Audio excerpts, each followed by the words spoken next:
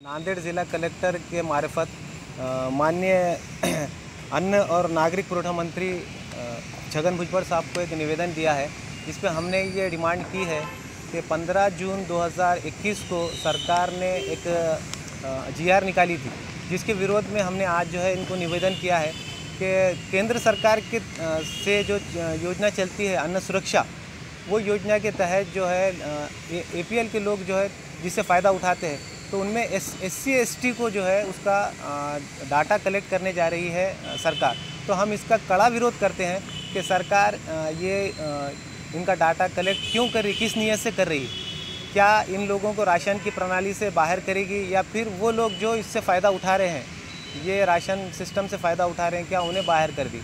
तो ये शक के दायरे में सरकार है। क्या सरकार आज भूखे से पूछेगी कि तेरी ज़ात और धर्म क्या है?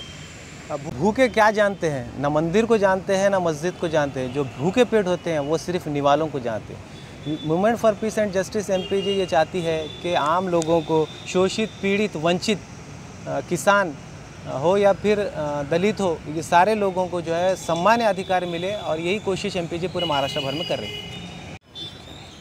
हम लोग movement for piece and justice MPJ के माध्यम से आज डिस्ट्रिक्ट कलेक्टर ज़िला नांदेड़ को एक निवेदन सबमिट किए हैं। एक्चुअली लास्ट मंथ में गवर्नमेंट ऑफ महाराष्ट्र ने एक जीआर निकाला था अन्न सुरक्षा पुरवठा मंत्री के ज़रिए से। पुरवठा मंत्री द्वारा निकाले गए इस जीआर में बताया गया था कि हम लोग जो है तो एससी एसटी का डेटा कलेक्ट करना चाह रहे हैं राशन दुकानदारों के माध्यम से। तो हम सवाल ये है कि राशन व्यवस्था के माध्यम से एससी एसटी के डाटा कलेक्ट करने का उद्देश्य क्या है, पहला सवाल तो ये। दूसरा ये है कि अगर एससी एसटी का डेटा कलेक्ट करना ही है तो सेंसस 2011 क्या था? क्या गवर्नमेंट ऑफ इंडिया के पास या गवर्नमेंट ऑफ महाराष्ट्र के पास में वो डेटा नहीं है? तीसरी चीज़ ये है कि अगर आप ये डेटा इस माध्यम से कलेक्ट करते हैं, राशन व्यवस्था के ज़रिए से या राशन दुकानदारों के ज़रिए से या पुरवठा अधिकारी के ज़रिए से ये डेटा कलेक्ट करेंगे, तो समाज के अंदर एससी एसटी ओबीसी और जो अपर कास्ट लोअर कास्ट का ये मामला बढ़ सकता है, जिसकी वजह से समाज के अंदर तेढ़ निर्माण होगी और दंगे फसाद भी हो सकते हैं, और इससे जो है समाज के अंदर ऊंच नीच को बढ़ावा मिल सकता। क्योंकि एमपीजे एक मानववादी संगठन है, इसलिए मानवता के आधार पर हमें चाहते हैं कि इस डाटा गवर्नमेंट के पास में जो सेंसस द्वारा जो डाटा प्राप्त हुआ है उसी के माध्यम से जो है तो आगे के सर्वे को पूरा करें।